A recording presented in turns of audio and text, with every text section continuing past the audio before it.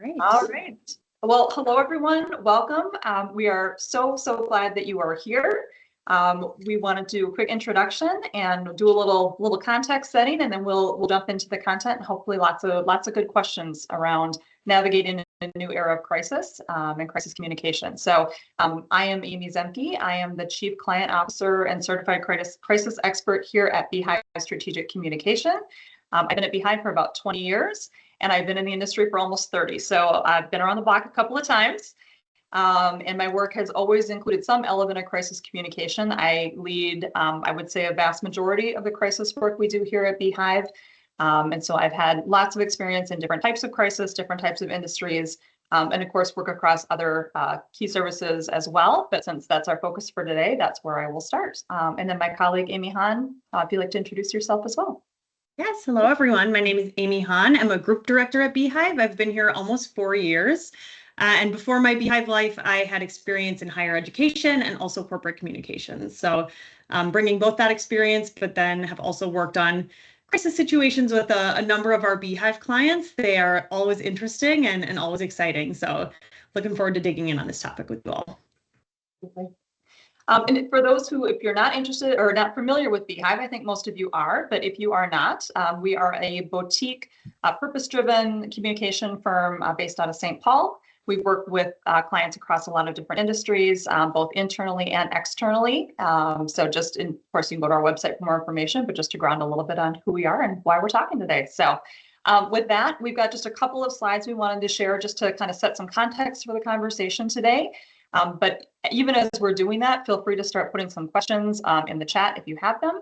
Otherwise, we'll open up for questions after we do a couple of slides here. All right. Well, again, welcome. Thank you so much for joining us today. We're really thrilled to have you here.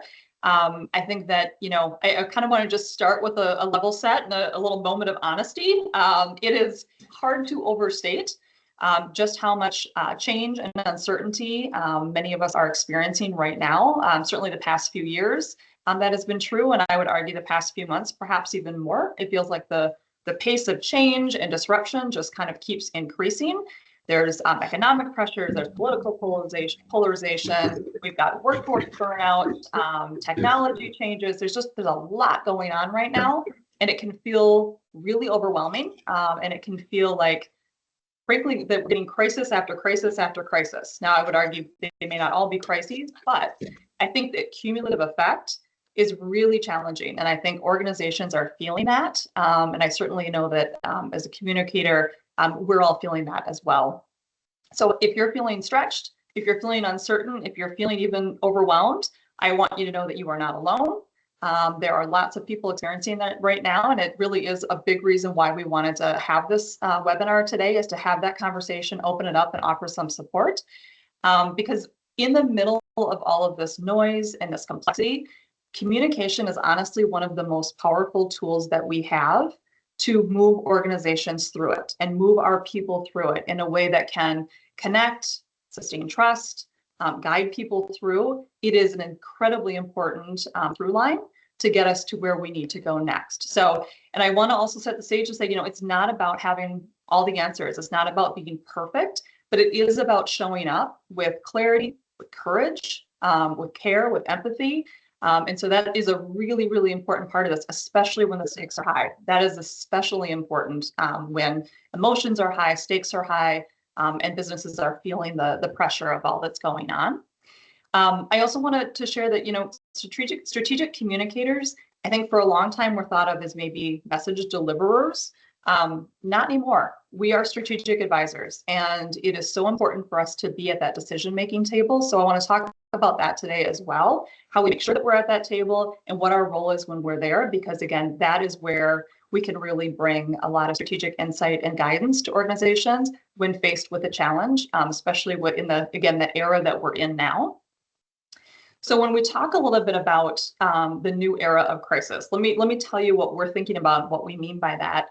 So we are in this time of more complexity, more speed, overlapping disruptions, and it doesn't really matter what industry you're in. If you're in healthcare, if you're in higher education, nonprofit, government, renewable energy, all of those industries are feeling it in different capacities and in different ways, but I have a feeling every single person on this call is experiencing it firsthand. And there's no organization that's immune. So the pressure that we're feeling, that leaders are feeling, and that communicators are trying to respond to has truly never been greater. And I think that's one of the biggest things I've seen right now with Crisis is that it just feels a little bit unrelenting. And there's just a lot going on, lots of high stakes issues, lots of change, lots of things happening that we're having to respond to really quickly. And I think, a couple of the things there that's important. I think we're in this, when it comes to speed, we're in this 24-hour, 24/7 news cycle, social media, information. We're on this overload. Everyone's taking in so much information that it can get really difficult to discern what's accurate, what's misinformation, where to pay attention, where not to pay attention. It's really challenging in the best of times with this information overload. And when you're in a crisis situation, not only is the information an overload, but the emotion is too.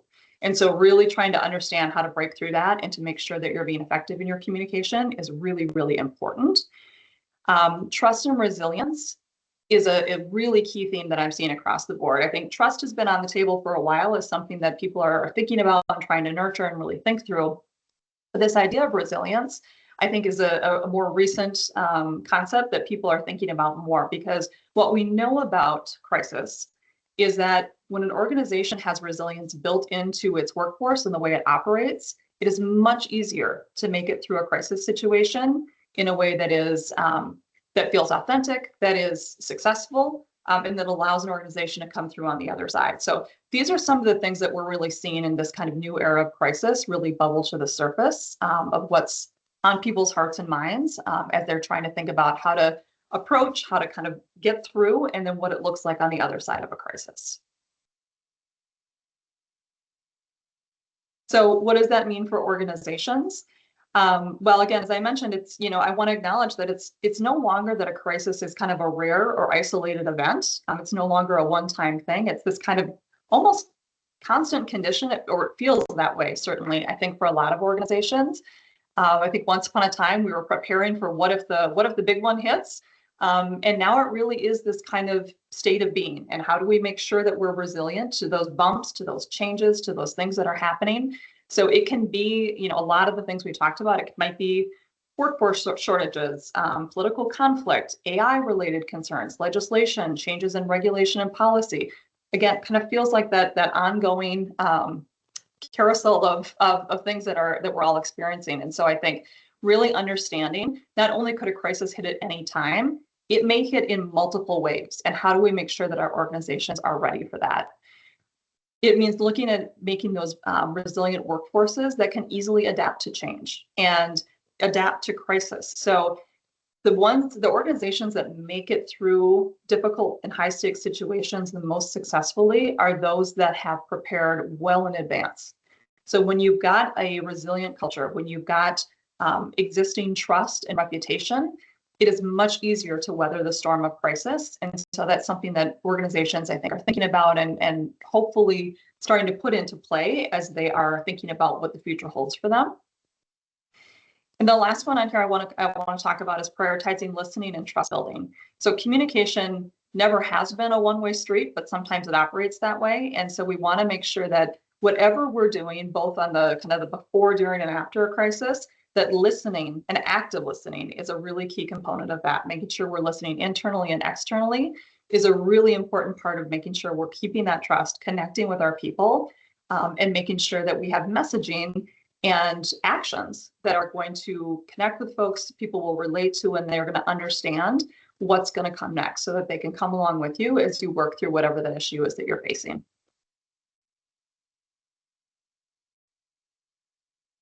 So why does crisis communication matter in this particular era?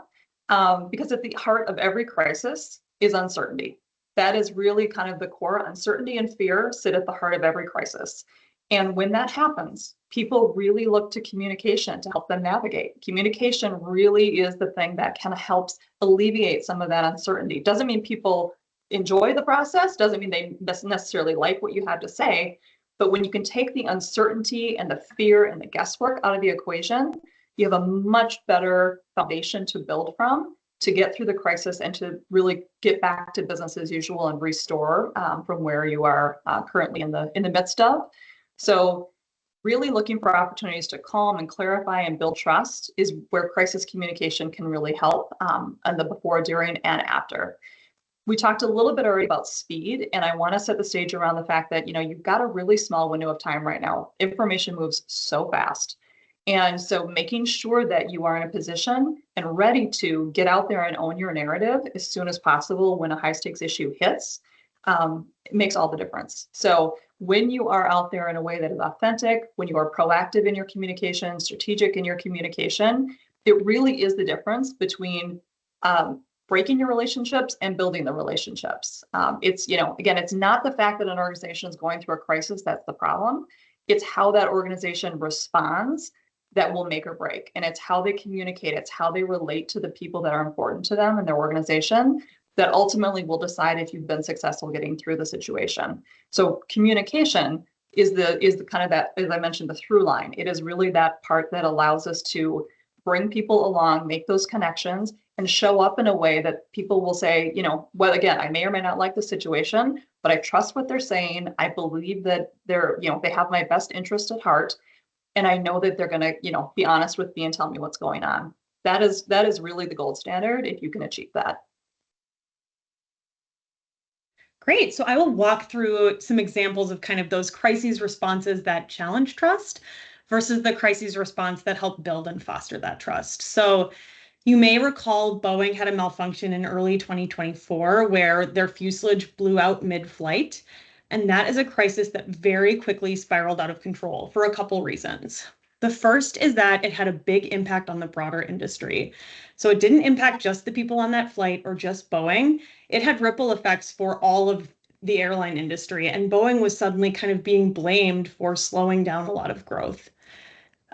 They also were building from a place of damaged trust. So Boeing had had several incidents like this in the past where they had said, we are doing what we need to make sure that this doesn't happen again. And yet it happened again. And so they already have an audience that's very skeptical. Then the issue kind of spiraled out of control because the public commentary around it started bubbling up. There was an SNL skit. People are sharing videos online. The conversation stayed for weeks and months longer than Boeing probably anticipated.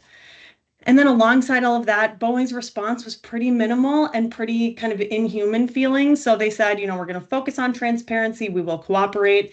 But in those times, people really need action and accountability. So this has happened again. What is it going to look like for you to take accountability for this issue and make sure it doesn't happen again?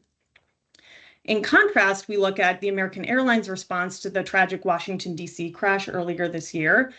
They were really able to keep the focus correctly on the victims and what their company was doing to respond. And it's even more impressive when you think about the fact that this was during a time of a lot of intense political scrutiny and misinformation around flight safety. So they were able to achieve that by providing clear, timely updates. So within an hour of the crash, they had already released a statement and established a helpline for people to call to get more information. They also showed empathy and were really focused on the human impact. So later that day, their CEO issued a video statement, and that really set the tone for how they were responding. It was very focused on the tragic victims. It was focused on what they were doing to help. And then finally, they were very strategic in using their own channels to manage the story. All of the updates and the latest news was posted on their own newsroom. And then they also established their own team of response that they had super clear lines of communication. So they were owning the narrative. So when we think about communicators going into these new era of crisis situations, there are a couple reflection questions that can really help ground you in what your response should look like. The first is asking yourself, is this actually a crisis or is this an issue? So that distinction makes a huge difference because not every issue is a crisis. And if you overreact to an issue, you might make it worse. So we define a crisis as something that might threaten your organization's ability to operate. It might threaten your reputation, or maybe people's safety is at risk. That is certainly a crisis scenario that needs to be dealt with. An issue, on the other hand, is going to require that careful communication, but it's not going to be that like all hands on deck, we need to respond to this immediately. So making sure you're just taking that beat to understand the scope, the urgency, kind of the potential impact will help you calibrate a message that's appropriately sized to the situation at hand. We also recommend asking yourself, what are our people saying and where are they getting their information? So making sure that you are listening. What are your employees? What are your customers? What are your students? What are your partners actually saying? And what concerns are they bringing in response to this situation? And then where do we think they're getting that information? Is this something they're getting from social media, from a separate chat group, from the news coverage? Once you have a sense of kind of where the story is taking place and what people are focused on, it really helps you understand kind of, okay, here's what we need to address head on, and here are the assumptions that we need to correct. So making sure that you are clear on that communication, as much as we wish it was, isn't just what you say, it's what people hear, it's what they believe, and it's what's repeated. So it's really important that you not just focus on what you're putting out there, but what that broader conversation is. And then lastly, and the Boeing example is a really good example of this, is how could this crisis evolve or expand? So crises are not static, they evolve, they change quickly, and they can quickly cascade and have ripple effects into other areas. So just taking a moment to say, okay, might this get attention from regulators? Might this get attention from media? Are there legal or operational impacts that we should consider? Just taking that time to think a few steps ahead is going to make sure that you're developing messages that work in the moment, but are also going to be resilient and adaptive to kind of any of the situations that could take place here. All right, so we've done a little bit of level setting. Now it's time for us to open this all to you and hear your questions and hear what's going on in your organizations.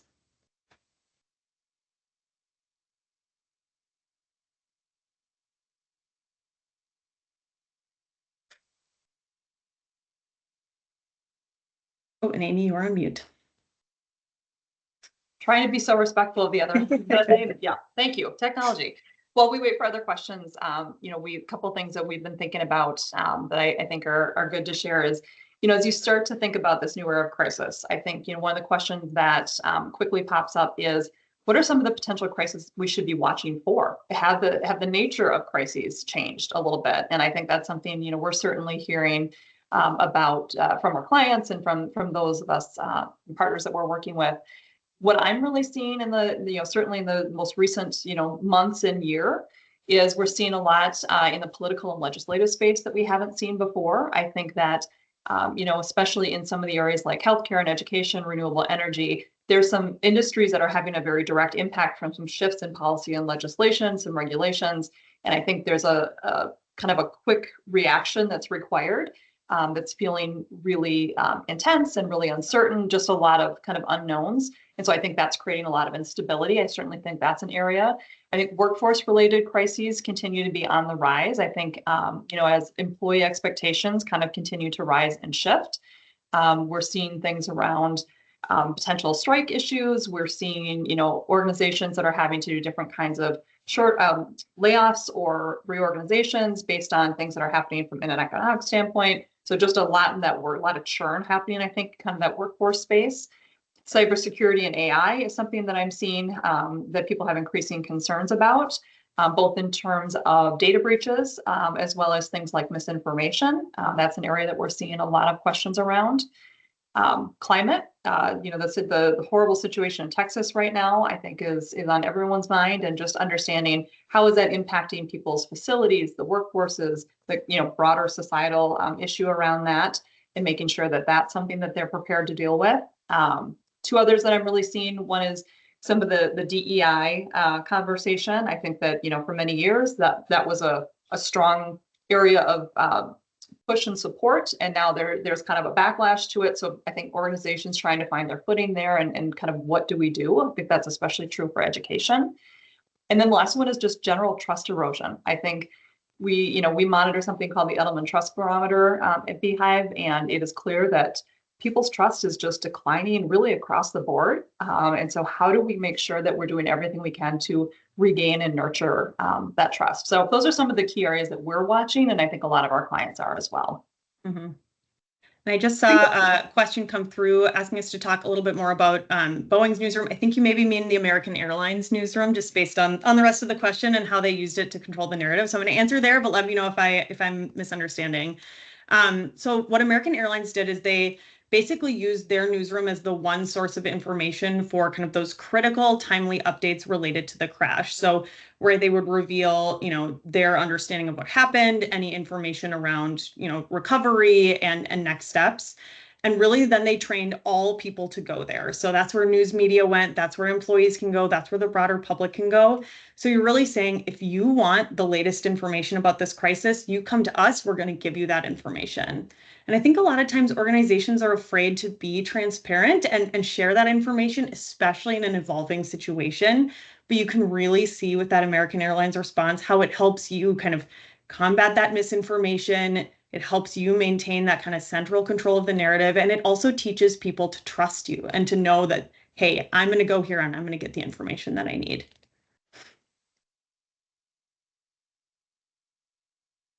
We just got another question around what is your advice for dealing with a crisis that is broader than your organization, but that directly implicates your work?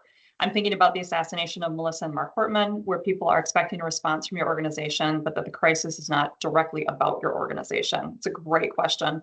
And I think we've seen I think that's been something on people's minds even more so in recent years, going back to, I would say, largely the George Floyd murder. And from there, trying to understand, when do you weigh in and when do you not? How do you step into those conversations in the appropriate way and with the appropriate people?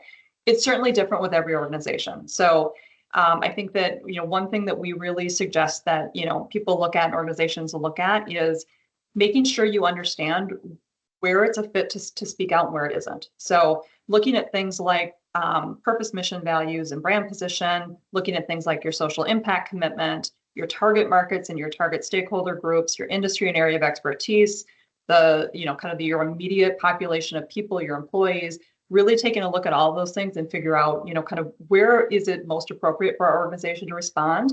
Where is it, we want to kind of take a look at it and kind of do a risk assessment, and where is it really not our space where we need to respond? Because you can't respond to everything.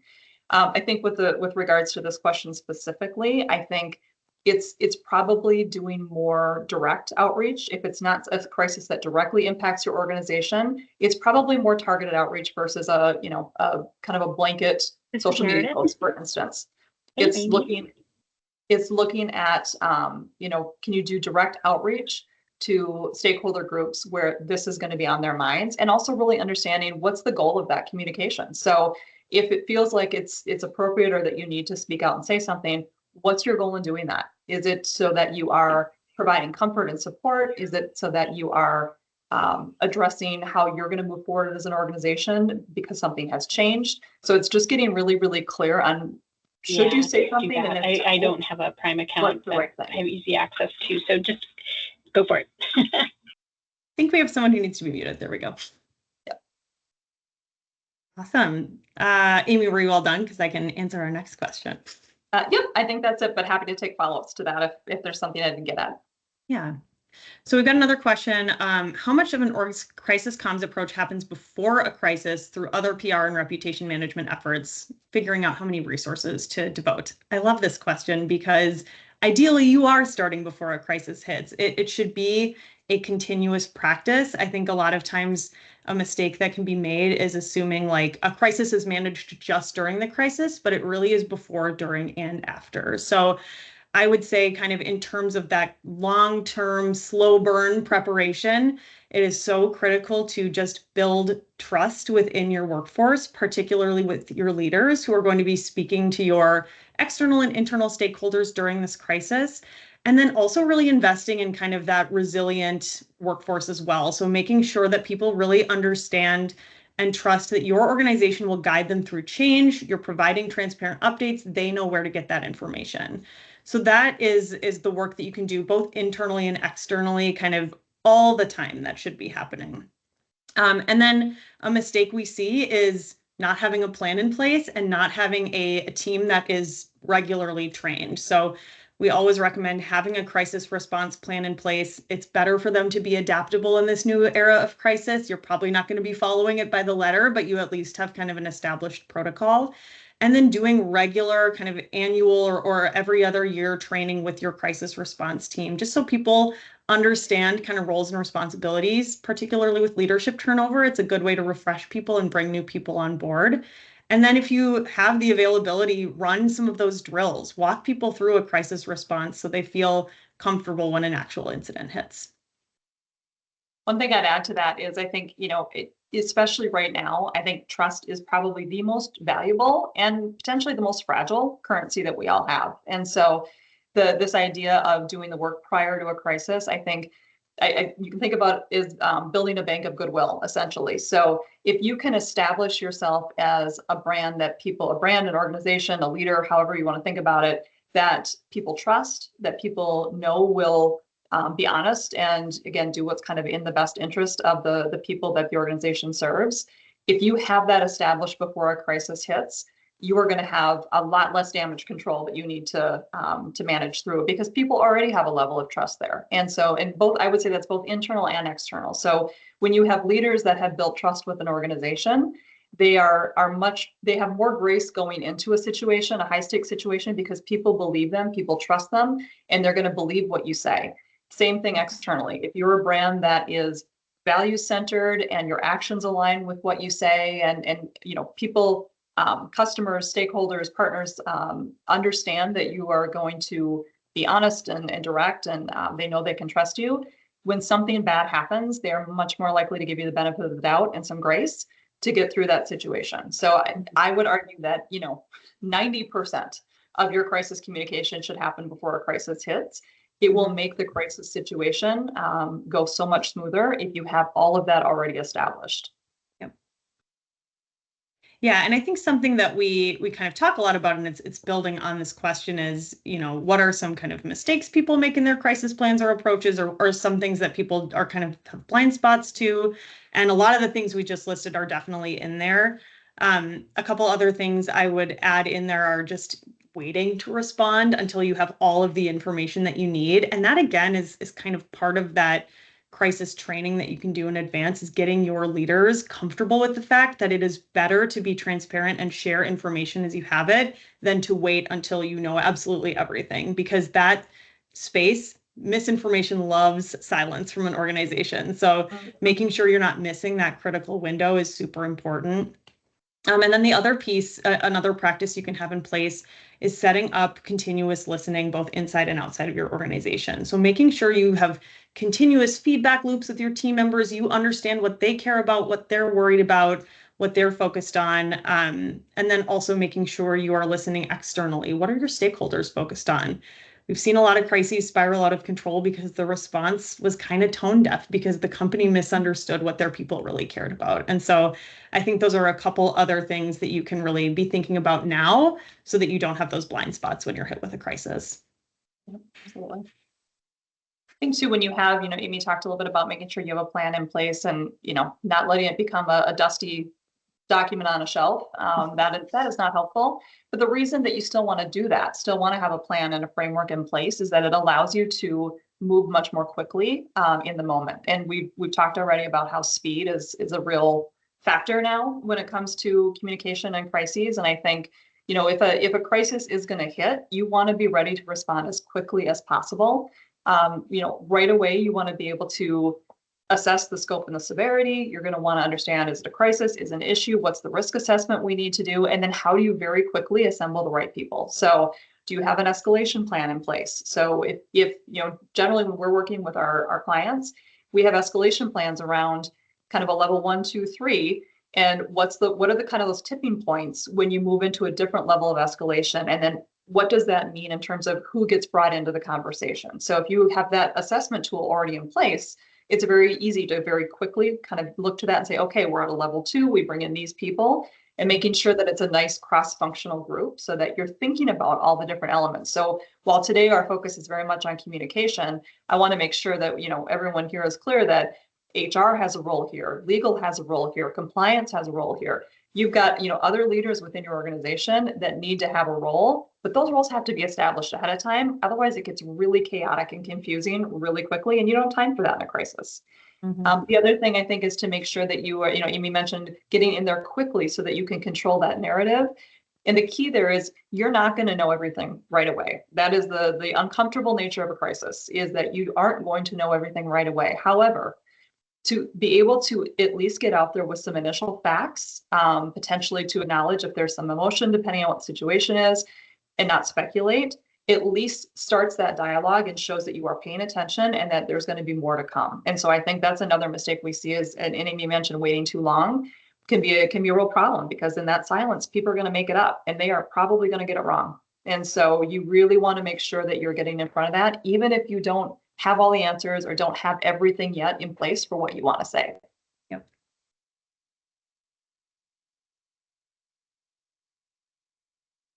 Any other questions? Otherwise, we can keep sharing some of the things we're seeing, but I really want to make sure that we make this as meaningful for folks as possible, and really getting to the things that are on your mind. Mm-hmm.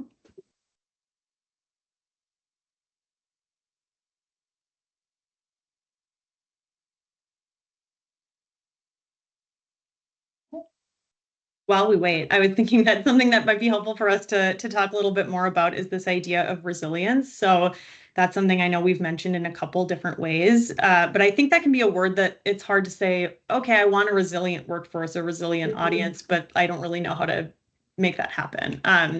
So a couple practices that we see that communicators can really adopt to build that kind of resilient workforce, both resilient to change, resilient to new information.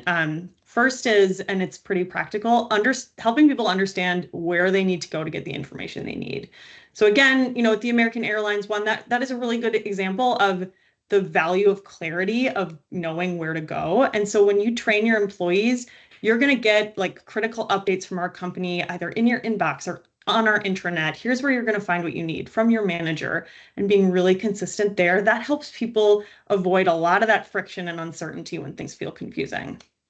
And Ayme touched on this as well, but focusing on the why behind your decisions, build understanding, help people understand, why your company operates the way that it does, and going back to that kind of purpose, mission, and values can be a great way to keep that top of mind in any communication you're sending, but particularly related to a crisis, just making sure people understand the why behind a change. And then not forgetting emotion. So it can be really easy to think of crisis as kind of this like robotic, super factual operation. But as Ayme said, uncertainty and fear are really big parts of crisis experiences. And so acknowledging that experience, inviting dialogue, helping your team members understand that they can ask questions, that they can provide feedback, and then training your leaders to act as those empathetic, transparent communicators. That can go a long way. It's very easy to forget that there's humans on both sides of crises, and emotions really do matter. Mm-hmm. Yeah, I think that's such a good point, that empathy and that just showing up as human can be a little bit harder than it sounds sometimes, but it's so important. And that some of the crisis responses that you see around, tone deaf, or, someone being tone deaf or not feeling great about how someone's responding to a crisis. I think Boeing is certainly an option as an example of that. A lot of it's because they just don't let the humanity show through, because it can feel really vulnerable. It can feel really scary. And so making sure, again, as you're thinking about preparing, do you have leaders that can demonstrate that? And if not, is it something you can coach? Is it something you can train them on? Or do you need to look at a different spokesperson for the organization? It doesn't have to be, the CEO every time. And making sure that you have someone that can really demonstrate that authentic empathy, because that really goes a long way in showing that, you really do care and that you're there to support people through whatever the situation is. All right, we've got a couple more questions coming through here. Thoughts on best practices that rebuild trust after a crisis? Saying what you will do and then doing it. So I think action is really, really critical. So making sure that people can trust you by doing what you said you will, demonstrating that accountability, and really then maintaining that consistency. So it really is kind of practicing those best practices for the before, during, and after a crisis that we talked about. And then very clearly communicating them. So making sure people understand what you're doing and why. Don't assume the crisis is over too soon. So make sure that you're continuing with those efforts to very clearly communicate with those who are impacted, and then demonstrate how you're moving forward. Yep. And I think that, Ayme, your point about don't move on too soon, that is one of the most common mistakes we see, is that people are like, oh, okay, the immediacy of the crisis has passed, back to business as usual. people don't operate that way. And frankly, organizations generally don't either. And so a crisis has a much longer tail than I think a lot of people realize. And so making sure that you are truly taking the time, providing regular updates. I always tell leaders, even if it feels like you're just repeating yourself over and over again, that's not a bad thing. Having that consistent cadence of information, even if it's to say, nothing's really changed, but we're still, paying attention. We're still thinking about it. Here are the questions we know that you might have, or here are the questions I've heard from you, even better, is really important. And making sure that people feel supported to get back to, really where they started, and that you're taking them through that process. Again, it's real easy the human instinct is to want to move fast to get through it and get back to how it is. But that generally is not a very effective way to go.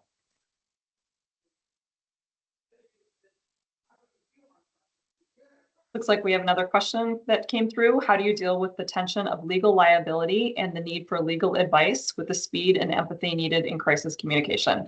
Such a great question. I think there is a balancing act there, right? Of course, you want to make sure that you have to follow legal advice and make sure that, that you are, from a legal standpoint, not putting yourself or your organization in any kind of a risk scenario that is going to exacerbate whatever the situation is. And I think really what the key is to have a really established trusting relationship between communication and legal way before the crisis hits. So making sure that you're both clear on what your roles are and how you can best work together. I think sometimes there's this misconception that legal and communication have to be at odds with each other, and that's not true. We work with legal counsel all the time, and both legal and communication have really important roles and can be incredibly complementary. So legal is going to have a different point of view in terms of what's required, and I think that's important to know. But communication is going to understand how do you make those connections and help people through it. And so I think it's actually an incredibly complementary partnership, but probably in the midst of a crisis is not the time to start that relationship. So doing whatever you can to establish that beforehand and just have good clarity in roles and responsibilities. Yep.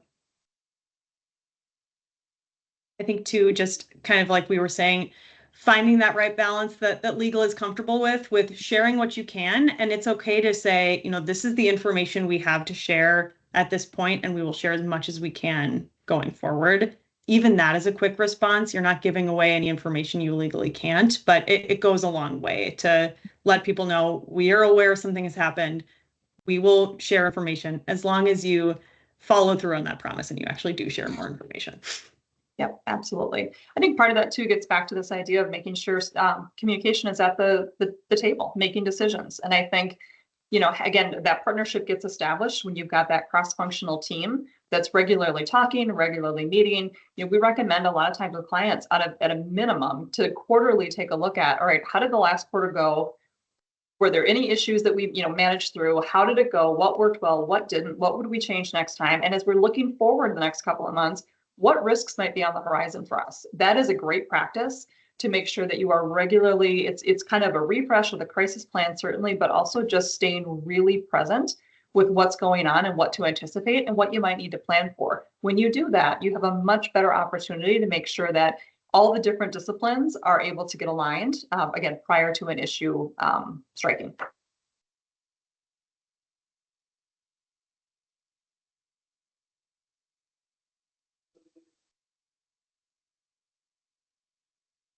So I also see a note in the chat that if you can bring in legal sooner rather than later, it helps. 100% agree with that. Yeah, that is absolutely accurate. Ideally, they're part of your crisis response team. They must be. Yes. We've got just a couple of minutes left here. So are there any last questions before I think 1:15 is our wrap up. So I want to be respectful of folks' time, but I also want to make sure we get to questions. So if there are any other questions, now would be a perfect time to put those in chat.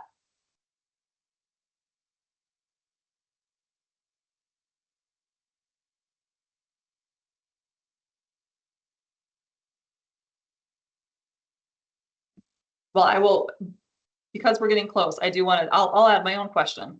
So we've covered a lot of things in a short amount of time today. And so Ayme, I'm going to ask you a question. If there is kind of one thing you'd underscore or reinforce with folks on the webinar today, something to kind of take back and act on, what would it be? play the long game with your crisis response. So that means both in advance and after. So do that work to set up a plan, work on building trust with your key audiences, set up practices like listening and monitoring. And then after your crisis, play the long game of rebuilding that trust. So don't drop it too soon. Make sure you're very consistent. Make sure you're continuing to nurture those audiences. And as Ayme referenced earlier, that groundwork can go such a long way in containing and managing a crisis in the moment. I would 100%. I would echo that completely. It's that trust building. It's that proactive, work to do to make sure your organization is resilient. It's making sure you're leading with empathy, and just that you are kind of practicing that response all the time. So, communication is a muscle as much as anything else. But you want to build it when things are calm, not when things are chaotic. And so making sure that that is a regular practice, and that as a communicator, you are, again, in that decision-making process, and that you are a trusted advisor for all things, because that can also really help to stem any crisis that might be happening. If it's an issue and you're at that table, you can probably prevent some crises there as well. So, okay. I think we're at time. Gosh, that went fast. I really want to thank everyone for joining us today. We're so happy to have you and happy to have this conversation. We'd love to continue it. So if there are questions that you didn't get answered today, or there's more that you'd like to chat about, Ayme and I are available. Please don't hesitate to reach out. We'd love to schedule a call and chat more. But again, thank you so much. This is an issue we both have a lot of personal passion for, and professional passion too. So appreciate the interest, and hope this was helpful. Hope it was valuable. Thank you all. And we'll be sending a follow-up with the link to the video as well.